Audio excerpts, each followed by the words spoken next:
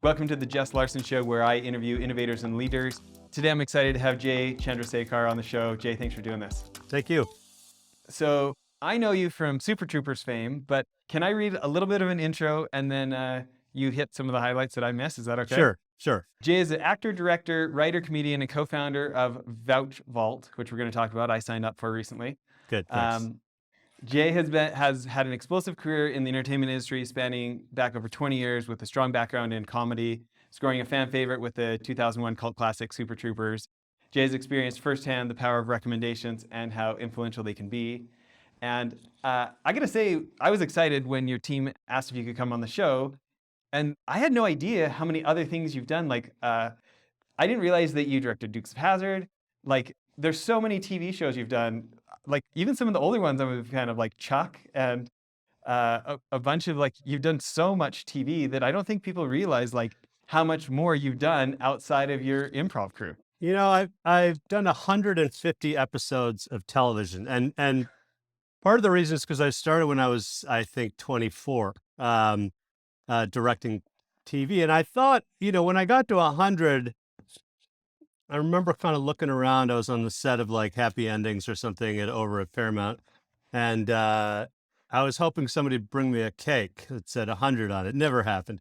And then I got to 150, and I was up at, I think I was over at Warner Brothers, and I'm like, no cake. So I still have no cakes, but I am past 150. I've directed. I should figure this out, but it's either 9 or 10 movies.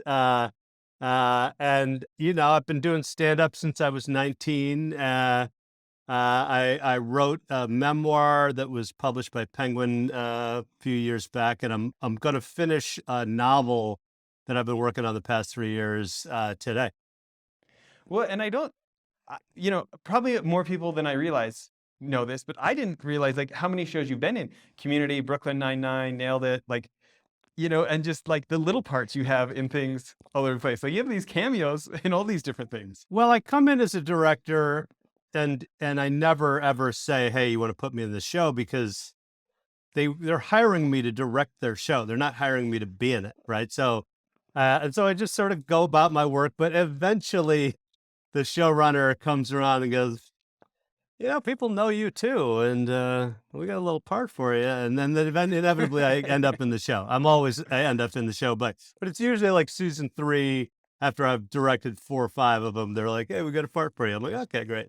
So it's fun. I love it, but I will say, acting and directing it ruins 2 perfectly good jobs. So I prefer to do one or the other, but it's a great way to get roles is to direct. You can kind of just direct yourself. Yeah. And then put only the good lines in, make sure your performance is, I get to cut my own performance and be like, I don't really like how my ears look in that shot. Well, I definitely want to talk about the app, but let's start with Easter Sunday. I haven't seen it yet, but the trailer's great. Yeah. So, during the pandemic, while we were all locked in our houses, Steven Spielberg saw a Netflix stand-up special by a comic named Joe Coy. And Joe Coy, if you don't know him, is half American, half Filipino guy who's blown up into one of the biggest stand-ups in the world, in the sense that he fills basketball stadiums. He's just booked Madison Square Garden. He sold 3 nights out at the Forum in Los Angeles, which is 56,000 seats. San Francisco, 38,000 seats. The guy is selling. And so Spielberg saw him and said, "Let's make a movie with this guy. He's a really funny. He does really funny sort of characters. One of them is his mother, who's a real ball busting Filipino woman." And so they called me and said, "Would you make the first Joe Coy film?" And I said, "I'm a big Joe Coy fan, so sure." So we went up to Vancouver and we took the script they had and we kind of revamped it, kind of tore it down and rebuilt it from zero, and turned it into more of a comedy, which sort of fit the stand-up comic that he was. And by the way, I got a part in that movie. And we made this movie that is somewhat based on his stand-up world, his mother and his uncles and aunts. And in the story, he goes, he's a stand-up comic in Los Angeles, struggling, trying to get onto a television show. and he goes up to Daly City, California, which is sort of like the West Coast diaspora of the Filipinos in America. And you know, his mom sort of breaks his balls. There's a little crime scene, and it's, you know, we filled the movie with all these like great Filipino actors and comics, like Lou Diamond Phillips is Filipino. You probably didn't know that, and Tia Carrera is in it. She's Filipino, part Filipino, and so, you know, the movie. You know, we came out theatrically, and we're still in theaters, and it's going well. Well, I I'm interested. Uh, this is just my impression.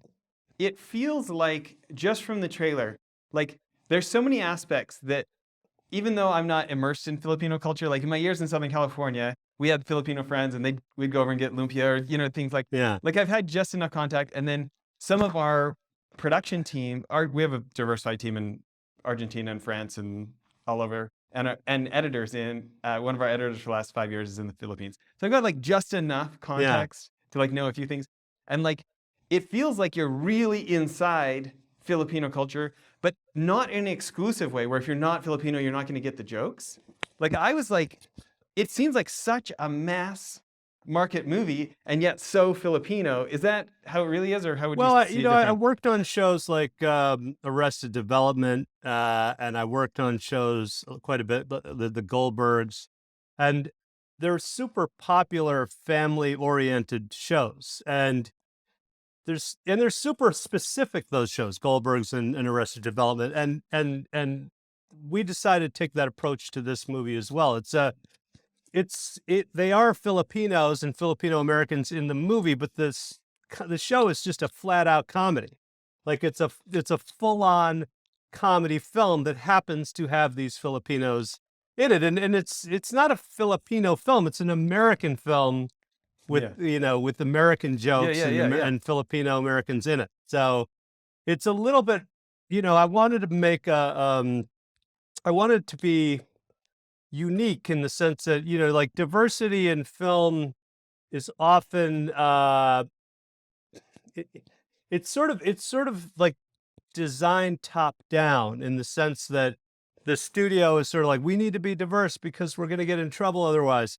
So let's do a show about the struggle of being a minority in America. Yeah, let's do that. And you're like, well, I can tell you, it's not really a struggle to be a minority in America as much as, and I know that's sort of blasphemy to say, it's just not. I mean, you know, like, are there racial situations that occasionally crop up? Sure, sure, but it's not. We're not living in the Jim Crow South here, right? I mean, you know, it doesn't mean nobody is experiencing tough times. I get it, but I thought, you know, rather than make a film that is so oh, these poor Filipinos, and or don't they have a trouble with the white people? Just make a funny, great movie that is more reflective of the truth of what this sort of experience is in America. It's, you know, they're going through the same stuff. Well, it looks awesome. I'd seen the trailers before I knew you directed it, and I wish I'd gone to it already so I could talk Oh, about it more on the yeah. show. But it looks great. And I'm always looking. You know, I've got 4 kids. I'm always looking for something you can watch with the family. And my You can teenagers, watch I this. think, You are can gonna watch like it. this movie with them for sure, for Yeah. sure. Um, so can we talk about for I want to talk about the app, but I really want to talk about your origin story with the app on this idea of like Super Troopers kills it with audiences, and yet critics kind of dampen the release, and yet the audiences are right, and eventually the cult status takes over. But really this like this mismatch. I mean, we've all been on Rotten Tomatoes and seen like what the critics think, what everybody who wanted to watch the movie thinks. You know, can you talk about this? Yes, because look, the film Super Troopers came out at the Sundance Film Festival about 20 years ago, and it was an explosion. We were all the rage. Everybody loved us. Searchlight, Fox Searchlight bought us for 3 times the budget. Everybody, I mean, you couldn't have gone there without saying, "Oh my God, Super Troopers." The film comes out a year later, and the reviewers in the country they weren't there, I guess, because they missed the excitement of it, and the Rotten Tomato meter gave it a 36% fresh. Now, Rotten Tomatoes, I will let you know, is named for throwing rotten fruit at creative people. It's in the title. Let's throw rotten fruit at filmmakers, right? And they have this, oh, it's fresh rotten fruit it's fresh fruit we're throwing at you. I mean, why are you throwing fruit at us? So the problem is that reviewers on their own, they're totally fine. They should review films. I'm not against reviewing films. What I'm against is the aggregation of all these reviews, because you're like, at the end of the day, nobody's even reading the reviews anymore. They're just looking at this damn number. And when you break down what this really is these reviewers they're just individuals they're good writers and they work for newspapers or blogs or whatever. I mean, but they're not, you don't know them, right? They're basically strangers to you. I mean, and when's the last time you walked up to a stranger on the street and said, hey, what movie should I see? I mean, that's what we're doing with reviewers. Now, if you take 90 of them, which is how many people gave us that 36% fresh thing, 90 strangers gave us and you're like, well, the guy at the New York Times who reviewed Super Troopers poorly, he didn't like The Hangover either. And you're like, okay, well, you didn't like the Super Troopers, you didn't like The Hangover. Do you even like R-rated movies? I mean, it's, now then there's the other situation, which is that the way reviewers succeed is by being snarky, right? And they can't be snarky on dramas because they want to go to the Oscar parties. You're too snarky. You're not getting invited to the Oscar parties. And so they tee off on comedies and horror movies. And I talk to them about it. They're like, well, I mean, you guys can handle it. You guys make tons of money anyway. What's the big deal? And I'm like, the big deal is that when people are deciding what movie to go to, they look at the tomato meter and they go, wow, that's pretty low. I'm not going to go. Instead, what they should be looking at is what people they know, like, what do those people think of the movie? Like that. And so 20 years ago, I was like, it kind of enraged me. And I said, I'm going to get revenge on this Rotten Tomatoes one way or another. And so I've been stewing on it had been stewing on it for about 16 years. And 4 years ago, I came up with the idea that I was going to build an app that the single purpose would be to supplant Rotten Tomatoes as the source of movie going information on that opening weekend. And so I started outlining what has become the Instagram of recommendations. That's how I sort of describe it, because it's much broader than movies now. But basically, it's this. And like Instagram, you follow people, you follow me, whatever, celebrity, or you follow your friends, you follow your good buddies, your wife, whatever, husband. And so you end up, I will put up, I love Reservoir Dogs. I love the show Barry. I love the book, The Epic History of New York City, by Ellis. I love this Pizzeria Mozza in Los Angeles. I love the sushi restaurant in Studio City. I love this golf course. I love these golf clubs. Anything you love, you put into your little profile. And so when you follow me, you're like, oh, I'm in Los Angeles, cheeseburger. You look up #cheeseburger and you'll find all the best cheeseburgers in Los Angeles. Or in Utah, I'll look up Italian food and I'll find the best Italian restaurants from people I actually know or are celebrities. But if they're your friends, you can message them and go, you think this is a good place for me and my 4 kids? They'll be like, oh, kids love this place, da, da, da. And you can message within the app. And it's a way to take, look, I don't want to be a fool, right? But there's not really any negativity on this app because it's only what you love. It's based on the premise that when you go to a dinner party, you don't go, hey, what sucks? What shouldn't I see? It's just not how we are. We're like, what's good? And they go, well, there's this BBC documentary and so where in the past, where in the present, you hear about a BBC sitcom or whatever, right? And you write it down in your phone, BBC 3, and the name of it is Giraffes. And then it's just sitting there and you're like, when it's a Friday night, you want to watch a new show, you're like, oh yeah, what was that thing? And you're looking for the note and you're not, you can't remember what it was on. We have a thing where it's just like, if I recommend, this is not a real show, but let's say Giraffes on BBC 3, you're on my thing, and you go, oh, it sounds good. Sounds like something. And you click a ribbon, and it goes into your try vault. And so then all the things you want to try, restaurants and hikes, golf courses, television, books, you just put them in your try vault. And then on Friday, when you're thinking about what do I want to watch, you go, oh yeah, there's this giraffes, and there's Barry, and there's The Offer, and whatever it is, and you can quickly click the button and you can be watching it. Well, so I stole the head of video from a news network, and he's our creative director here in-house now. And he and I downloaded it both, followed each other, and then I followed you, and I was like, I liked that you like Fletch, and I vouched for it too, right? I liked that you like The Usual Suspects. I vouched for that too, right? And what's interesting is like we aren't friends yet, but but I do want to know what you think is funny because like I trust your comedic taste, right? So I do want to know what you think is funny, right?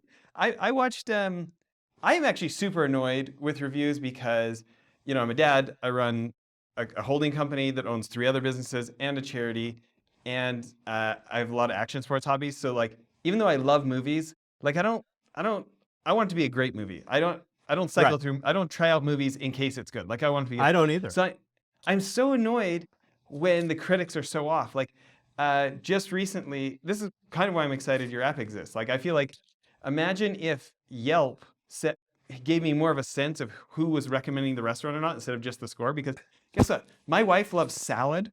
She likes soup. She wants to go to a good soup place. My brother loves barbecue. I want to know where my brother wants to eat, not where my wife wants to eat. If I'm going for myself, right? So like there's this review. So I'm a real, like on the show, we've had a bunch of special ops guys, and like the little boy in me who still wants to be Jason Bourne thinks those guys are really cool. And they help, we got a bunch of them volunteer at our charity and stuff like this. So I'm watching a recent special ops movie with a major A-list actor, and it was the Chris Pratt. It was The Terminal List. Yeah. Okay. Right. How is it? And that's written by Jack Carr, an actual Navy SEAL. Yeah. The adaptation is toned down, and I'm not saying it couldn't have been improved in some ways, but I read this review from The Guardian, and literally in the review, it's like this young girl in her early 20s. And in the review, she ends up saying, I don't know why we're even making movies like this when there's the opportunity to make movies about gender inclusivity. And you're like, this is who is going to recommend, is this a good special ops movie or not? Like I think she would be great at recommending, do I like this movie or not? But in the genre, like I've read like between 300 and 400 books in the Jason Bourne genre. All the Vince Lynn's, all the Brad Thors, all the whatever, right? Like I'm a connoisseur of espionage special ops. This is who is recommending, like, how does this rate compared to Spy Game with Brad Pitt? How does this rate? You're like, this is who's rating that? Right. And it was frustrating. Yeah. And you're just like, as a creator, you're saying, why did you watch it at all, except that it was your job? You were assigned this thing. And why? It's not how you really watch television. Like the reason I watch Barry is because I like Bill Hader, and I like Alec Berg, who's the writer, who was also on Seinfeld, who was also on Curb. So I trust those 2 things that he did. I know Alec Berg. I met him, and then I like Henry. The Fonz, and I like the violence of it. And I was like, I heard it's moody, and I'm like, okay, I'll watch it. I'm interested in watching. I'm not just like if you have to make me review some horror movie, I'm like, I'm a little too scared of it. I don't really want to see it. I had to close my eyes on some of it. I'm like, like I'm not the guy. I'm not the guy. We got a review for Beer Fest, out of Arizona, and I think the woman's deceased now, but it was Grandma's reviews, and Grandma said, I didn't really like Beer Fest because I thought there was too much drinking, and I'm like, Grandma, Beer Fest is an ode to binge drinking, like it's a celebration of binge drinking to give us a negative thing that goes into our Rotten Tomato score about that. You're like, it's just it just doesn't make any sense at all. And so what makes sense is what your brother, if he says, "Hey, this is a good barbecue spot," you go, "It's gonna be a good barbecue spot." I mean, that's all Yeah. you need. My partners in this are two guys who are.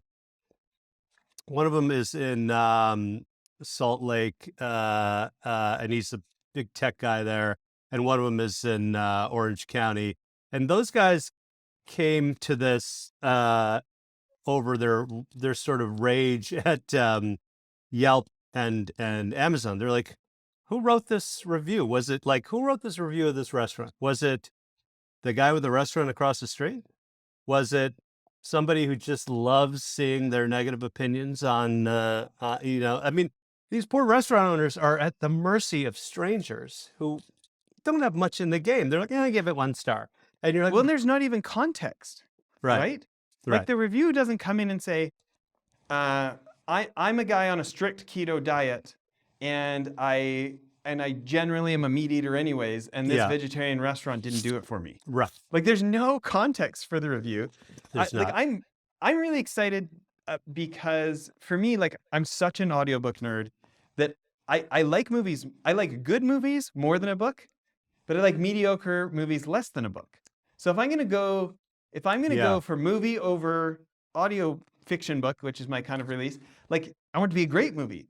And yeah. the context factor is so important, and I don't see anybody else nailing it like what you guys are doing. Well, you can also see in the corner of, let's say, whatever the movie 48 Hours. You can see how many people have vouched for it as they start to kind of, and these certain works are starting to get a lot more than other words, and you're like, oh, it's interesting, and I, like we're trying. The goal for me is not to have any robots recommend anything to you, because the Netflix robot, bless its heart, keeps trying to recommend stuff to me. I'm like, I'm insulted.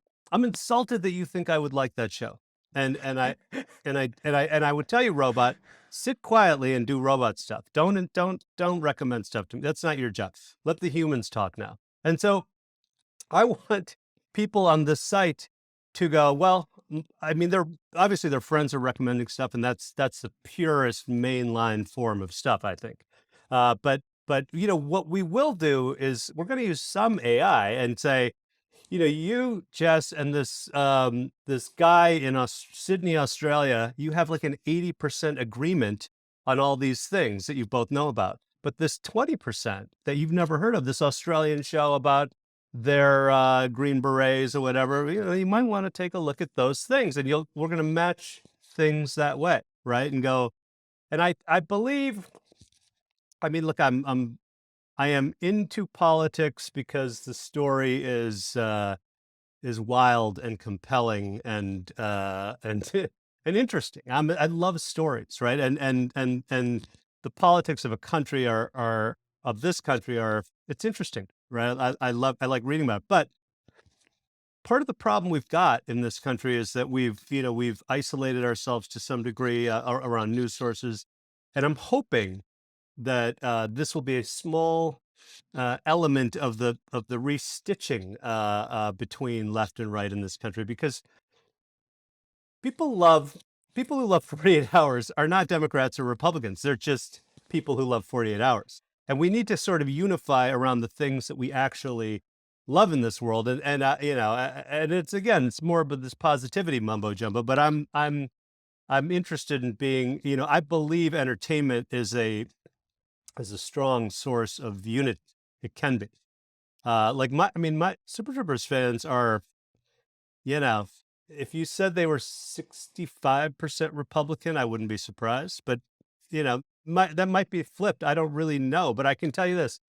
I go do a stand-up show, and there's a table of cops, a table of military guys, there's a table of like flat out hippies, and they're all like, yeah, we all like this guy. That's what we're here for. That's what, in addition to commenting on the world, we're here to unify. And I'm hoping that people connect through Vouch. Well, I mean, it's free, people. Everybody who's listening to this, like push pause and go to the App Store right now and get it. Okay. Here's the other thing that like I'm an art school dropout. I still paint. I consider myself an artist. my goal is to get rich enough to pay for my own movies. And like I've got 20 scripts started right now on my computer. Like this is my long-term passion, right? Yeah. I actually got my start in finance by my friend who's my mentor is a print director at DreamWorks, wrote a movie that Ricky Schroeder said he'd direct. Matthew Fox, his agent, said he'd be the lead. Gwyneth Paltrow's agent said if you can even get $5 million for it, she'll be the star because it was more like something she wanted to do. And so I said, "Oh, I've got a rich uncle. Do you want me to see if he'll give you the $5 million for it?" Who proceeded to no-show the phone call with Ricky Schroeder. I was like, "Thanks, Uncle Bob." Okay. but I started asking. I'm like 21, 22. I'm asking everybody I meet, "Hey, you don't know anybody with $5 million for a Gwyneth Paltrow movie, do you?" Ha ha ha. And they'd laugh. But every fifth person would be like, "Well, I do know this one rich guy." I was like, "Really? Mm-hmm. Can I get an intro?" 6 weeks later, guy I'm standing at baggage with at LAX says, "Yeah, I do know somebody." Anyways, it progresses all the way to the end, and they're getting the $5 million, and then the people didn't want to pay his commission, and Bill Marriott said that he'd pay for it. So Yeah. they turned down my money, and the Marriott family got dragging their feet. Schroeder took a deal on HBO, and the movie's 22 years later still isn't made. But Well, it got it's the me. story It got of me like, showbiz. oh, this is possible. Like this Mhm. is that. It felt like a near miss, right? Yes. What I think one of the things I'm kind of excited about your app of like, I mean, it's great the utility of it, but the other thing is just like positivity for the arts. Like you look at how much money cable news and social media make off negativity. I mean, like, they are getting rich on negativity. Right.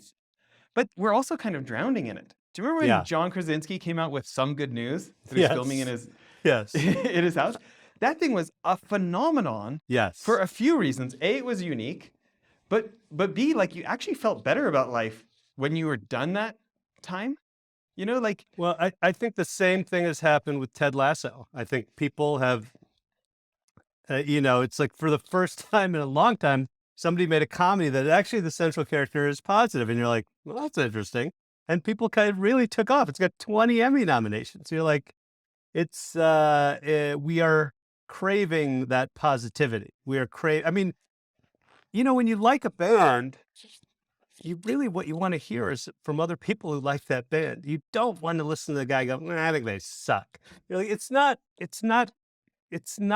how we feel. It's not how emotionally we're connected to great works of art or even just entertainment. It's just not. And I strongly think that this. I mean, look, in my view, the big grand scheme, the big future of this thing is we get millions of people on it, and then when a movie's coming out, the way it works is that they screen the film for the reviewers on basically Tuesday and Wednesday of release, and they embargo they say you can't print it until Thursday night or Friday, whatever.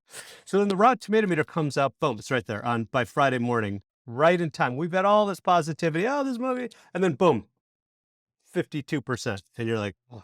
So my dream is we have Vouch Vault advanced screenings too, and we'll do one in Chicago, we'll do one in New York, we'll do one in Salt Lake, we'll do one in LA, and on Friday we'll have a community of people who said, hey, this movie's really good, I've seen it, and I can recommend it to you more than this stranger can. That's my grand goal, to take Rotten Tomatoes out.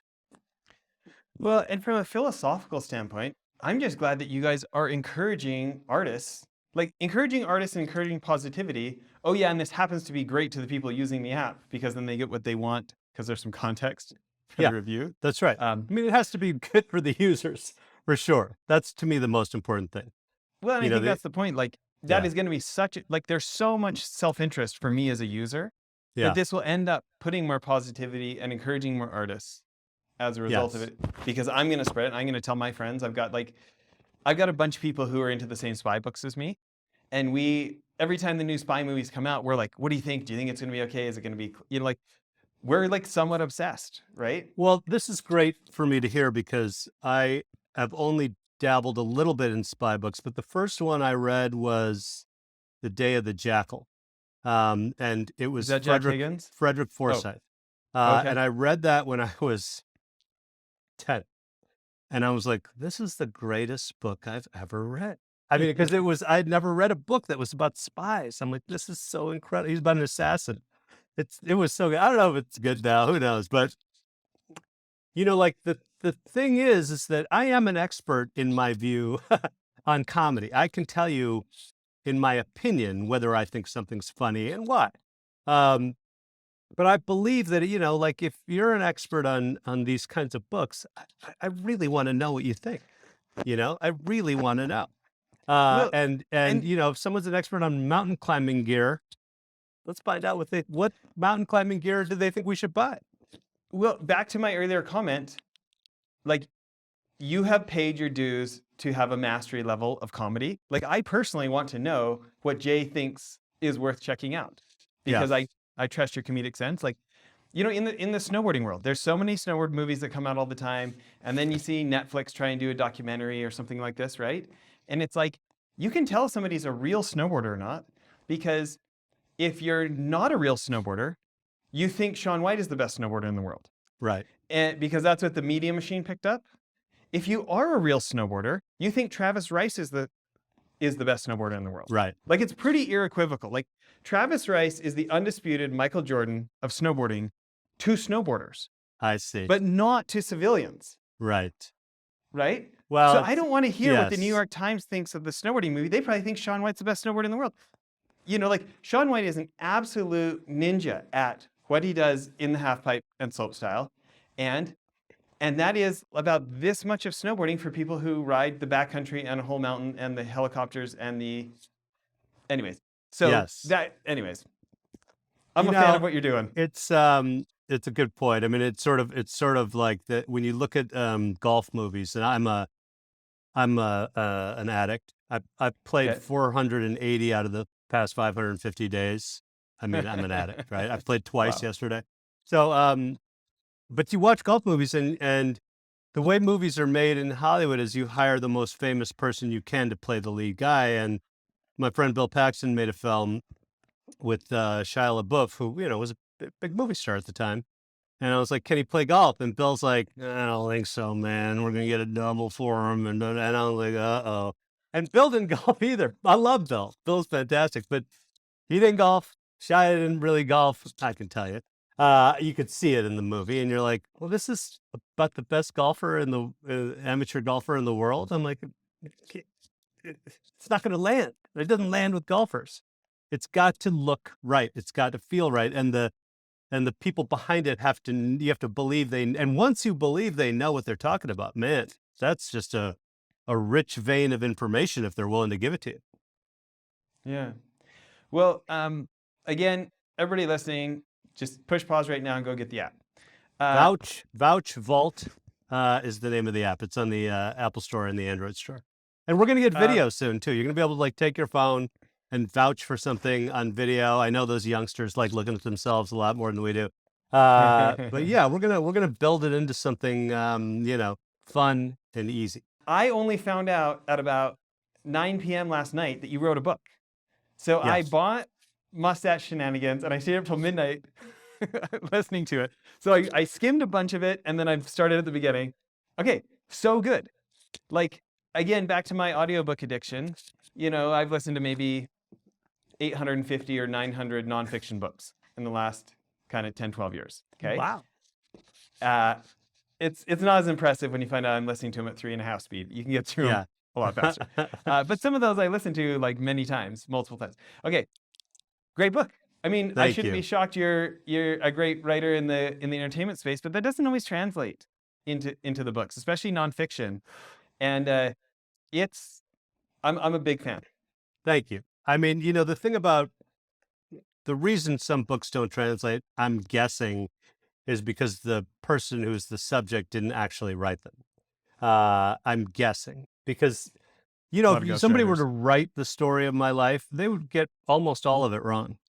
Like the only way to really understand what drives me or what I'm most vulnerable about is to write. What I did is I listed the main stories that I thought were my life, and I started at the beginning. I just wrote each one, boom, boom, boom. And then I finished it, and I read it, and I'm like, huh, It's interesting. I can see the theme of my life. And the theme of my life, once I read the book, became very clear to me. And so then and the theme was, I have this, I've from a young age had a need to feel like I belonged, like I was part of it, because I was like the only Indian kid in the neighborhood. And so I was like, I was also the fastest kid in the neighborhood and the fastest kid in my grade school, the fastest kid in my high school. And that speed bought me currency. And I was part of the gang. I was part of the group. And so I started drinking booze when I was like 11 because I'm like, I got to be part of this. Yeah, I was a Chicago Bears fan. I'm like, this is a very, tribalism. The flip side of tribalism is the comforting part of tribalism, that you're part of I mean, I'm a staunch American, right? I have a flag, American flag, and I'm also a Democrat. I'm a Democrat with an American flag. And I'm like, to me, being part of the tribe is the most important thing for me in my life. And that's what I've figured out in the book. And and if you don't really write it yourself, you'll never find that. And then it won't really connect because you're not really speaking the truth. Well, I can. The book does have like a real ring of authenticity. I really, I was really interested to hear you describe these ideas of like, when you were breaking into Hollywood, like most Indian guys who didn't have a name or a connection were probably going to get a part as you said, like a taxi driver, or I can't remember what your list was. Well, the look, I was the lead in a lot of plays in high school and college, but in theater, it's race blind casting, and so, but the movies, it can't be that way as much. I mean, there's this show called Bridgerton, which is dealing with it, and it's working clearly, but generally the movies are not race blind. You kind of your mother needs to be Indian if you're Indian, which makes sense. But I was looking at the screens and I'm like, this is when I was a senior in high school deciding whether to go into the showbiz. I was like, there are no Indians on the screens in America. There one Indian was Ben Kingsley, and he was in Gandhi. And the way that movie ended, there wasn't going to be a Gandhi 2, right? They weren't going to come to me to play young Gandhi because no, it didn't work out. But when they did have an Indian, it was Peter Sellers in The Party in brownface, or Fisher Stevens in brownface in Short Circuit 2. And I was like, and by the way, I think they did a good job in both cases. I think they were compelling, legitimately funny Indians in brownface. I agree, right? But my dad said, you really need to see this movie Short Circuit 2. And I said, why? He goes, there's an Indian in it. And I said, Dad, the guy's not Indian. He goes, well, it's as close as we'll get. And I'm like, give me a minute, right? Give me a minute. So I from that moment, I was like, how do I get onto the movie screens? And I don't want to be the guy who Brad Pitt goes and buys a pack of cigarettes at the mini mart before he goes to hook up with Angelina Jolie. I want to be the one who hooks up with Angelina Jolie. So I was like, how do I get that part? And so I said, I was just an actor. And I'm like, I'm going to write a screenplay, and I'm going to write a character who's Indian with an American accent right into the center of the movie. And I guess I said, I'll play that part. And then I'm like, what I'd better do is I better learn how to direct, or else some director might hire somebody else out of, So I then learned how to direct, and I cast myself into that movie, and then I kept doing it. And now I've been in, 10 movies and 15 television shows, and people are like, yeah, of course you should be in the movie. And I'm like, okay. It's interesting though. So even though like right now my sport is business because I'm trying to make a whole bunch of money, pay for child rescue, like I don't like fundraising. I hate begging for money. So I just want to make money, pay for the child rescue stuff, and then make movies. This is my very complex plan. Okay. Right.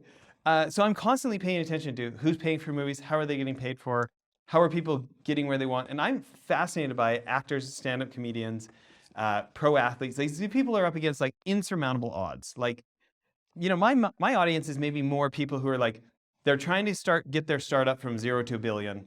And as soon as they leave the room, their friends roll the eyes and like, $1 billion, really? Like, that's, good luck, right? Right. And it's like, it's statistically improbable. And so Yes. I'm really interested in the people who come up with higher leverage ways to do it. And like I'm such a fan of Mark Duplass and how those guys got their start of like, well, you want to know the best way to get in the movie? Have it be your movie. Self-finance. Like you listen to Matt Damon talk about like how many near misses he and Ben Affleck had for things like Dead Poet Society, and like just I mean they went to casting after casting after casting after casting with so many near misses that is like out of desperation is why they claim they wrote Good Will Hunting. You Yeah. know, Well, and it's a total lack of control, this business. You're like hoping that somebody casts you, and I can tell you, I've been on the other side of the casting thing my whole life, and I'm looking at two people and I'm like, well, the lead guy has brown hair, so, and this actress has brown hair, so why don't we put the redhead in instead? I mean, we could change the brown haired woman's hair to red if we want. I mean, but we're like, let's put the redhead in the brown. I mean, well, the guy's a little short and then this one's a little too tall. So let's put the shorter woman in with, I mean, that's how it is. They're all talented. They're all very good actors, but let's make the image look right. I mean, that's what and so when you're in that situation, you're like, to just try to be an actor. I mean, there are a lot of guys, believe it or not, out here who are, I'm not sure if they're as good looking as George Clooney, but there's certainly some, and they're not famous, right? And the reason is because they just didn't, they didn't have the charm, or they didn't get the luck, or it just didn't happen. I can't live like that.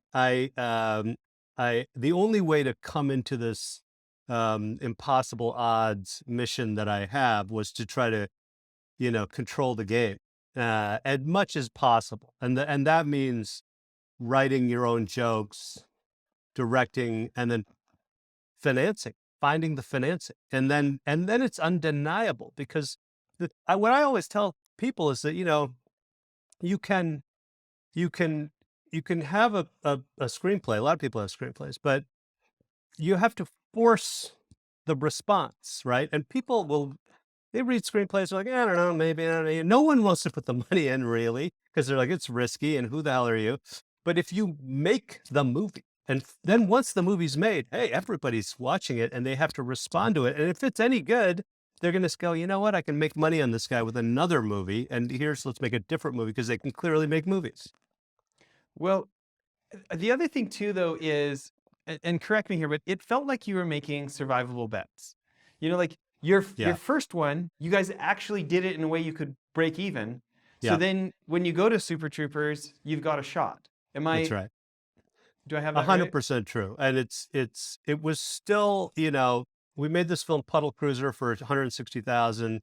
We made a profit, and then we tried to finance Super Troopers.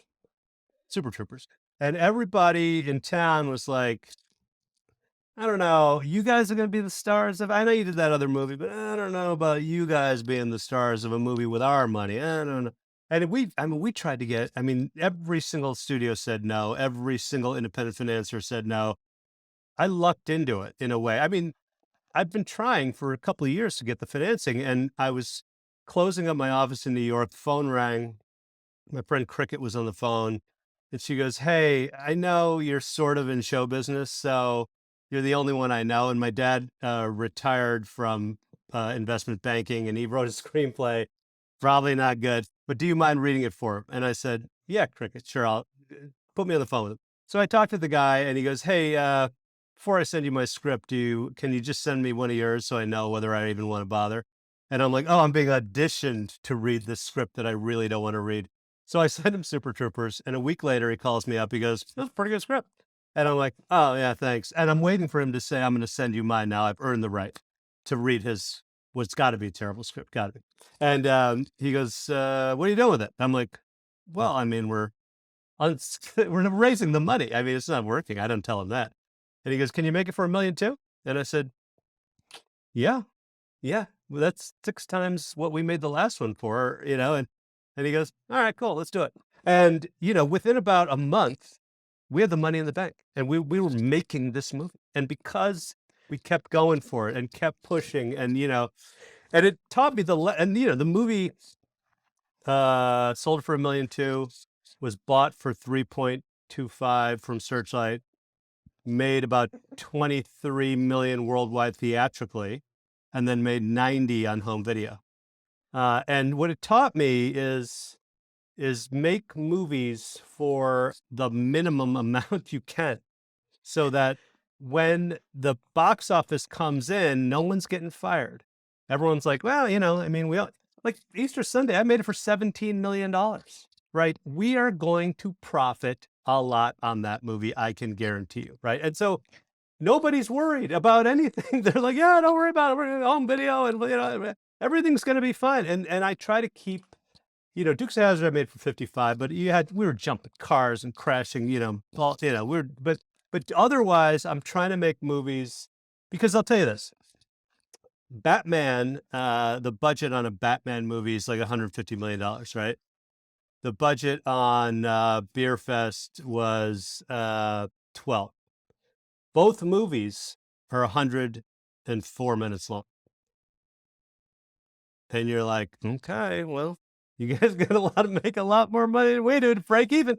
And they can make it, but you know what I mean? Like, it's like, try not to lose people's jobs. In action sports, skateboarding, right? Like Yeah. skateboarding is one of the hardest things on your body. Yeah. And I remember being with other teenage buddies, and there's kind of like this macho thing, like, oh, I'm going to try and jump that big set of stairs or something, right? And it was always a mistake. Like, you should try and jump off a curb, then off a couple stairs, then 3 stairs. And you should do it so many times that you can land it each time. Then you go for the 4th stair. Once you start getting over waist height, the injuries are like a couple weeks to recover from, not a couple hours. Right. Like, I remember when I got into dirt biking in my 30s, I'm going with this guy. We go to this motocross track. We're the only ones there. We're going around the track a bunch of times. There's one of those freestyle jumps with a huge gap to a hill. He's like, do you dare me to do it? I was like, no, you are nowhere near a good enough dirt biker. No, I don't dare you to do that. Like, you need to work up to it. He's like, I'm going to do it. And then he lands it. And I'm like, oh no, he's going to have so much false confidence. He's like, you want me to do it again? I was like, no, I definitely don't. Sure enough, goes a little bit bigger and endos a bit. And all I can see from my angle is he's going over the top, but he lands completely on the front tire. And he goes over forward, and the dirt bike's coming over on top of him. And it's like, in that instance, I guess we're on our way to the hospital. Yeah. Because he hadn't worked into it. Like, you look at what you did with your $160,000 movie, moving into your $1.2 million movie, moving into, eventually up to 12, now up to 17. And you're like stair stepping, where this is like what Warren Buffett would call in your circle of competence. Yeah. Right? Yes. Look at the Duplass brothers, like how cheap they kept doing things over and over. Yeah. Because they wanted to guarantee they made a profit. Because when you make a profit, you get to make your next movie, right? That's right. So I feel like we need to have you back on because I got so many more questions and I want to be respectful of your time and let you go here at the top of the hour. But can you talk about what principles for equity crowdfunding you have? Because if anybody doesn't know, Super Troopers 2 was not going to happen. The studio wouldn't pay for it. They wouldn't let somebody else pay for it in case it worked. And they told you guys, you have to come up with the money. Yeah. Can you talk about principles of crowdfunding for somebody else who wants to learn from your success? Well, I don't know what, like, we're the second most successful crowdfunding campaign ever. Veronica Mars, which was a successful television show, they made a movie and they raised, I believe, 6.2, and I think we raised maybe 5.3 or 5.5 million, something like that. We in both cases there was a pre-existing property, right? If you were going to give us money for Super Troopers 2, it's because you'd seen Super Troopers 1. And we thought, it had been something like 12, 13, 14 years, I'm not even sure. So I said to everybody, get in shape. You need to be the same weight as you were in that first film, so that when people see it, we're gonna get crew cuts, we're gonna grow mustaches, and we're gonna do videos for the campaign, and we'll be doing videos in character. And so we wrote, and by the way, I don't want to take credit. It wasn't my idea, but my idea was you got to be on weight and you got to have a mustache. But we decided to create we made about 25 videos to the first one is in character. Hey, we're making Super Troopers 2. And we ended up, for those of you who know the thing, we ended up like around a police car, and we locked Rod Farva in the trunk of the car. And the gag over the whole campaign was, if we can only raise a little more money, we can get to this number, we'll let Farva out of the trunk. And we kept doing gags or all these sketches around the thing, and by the 30th day, we let Farva out of the trunk because we'd made enough money, and that was the gag. And so it's the goal is to try to engage the fans and get them involved in this sort of funny, silly little idea, but it worked. I mean, I think there was a natural desire for number 2 out from our fans, for sure. But what they also liked about it was that the Hollywood studios didn't get it. They loved that delicious It's like idea. leaked Deadpool footage, right? Yeah, they were like, they don't get that this is a thing that has to be. We'll show them. We'll finance it ourselves, and what 50,000 plus people did, and immediately Fox Searchlight called me. They're like, 50,000 people have been for financing your thing. I'm like, yeah, I know. They're like, okay, well, okay, great, that's good to know. And then they were like, can we put the money in for the advertising? And like, suddenly they're like, we want to put some money in this thing too, and the film opened at number 1. It was like, like the whole thing went well. And it was, I think it open to number 1 in part because our 50,000 core fans, and I mean, there are hundreds of thousands of other people who didn't push click and donate money. Fine. They were also activated. And so, we really had a big success of it. It made Searchlight a lot of money. And now they're like, can we make 3? And we're making 3 in the springtime. And we made another film called Quasi, which is like a Python-esque 13th century France movie. I play the King of France. My friend Paul plays the Pope. There's a guy, a hunchback in it. And so, Searchlight is like, well, these guys make money for us. Let's make a 2-picture deal. So we made a 2-picture deal. So it's like the key to financing and making films is to make them at a high level for as low a budget as you can, and then gamble on the upside, and the upside comes. I can tell you that. I mean, I'm trying to make a movie now, and it's a little edgy, right? It's called American Indian, but it's about the plot of it is that I play like a geneticist in New York City, and I fall out of my engagement and to a woman, and I go down to Austin, Texas for the weekend, and I impregnate a pro-life white Southern woman. And so the film, and she's like, well, I'm having the baby. And so we end up getting married. And the movie is about the marriage and about her Republican father who's like, all right, and it's a movie about America right now, but it's also about the political correct movement, and it's about what you can say, what you can't say, why it's okay to say, why it's not, and it's a direct conversation about this political moment. Because look, Republicans are raising hell about what you can't say and what you can, and they seem to want to say nasty things just because you're not allowed to say it.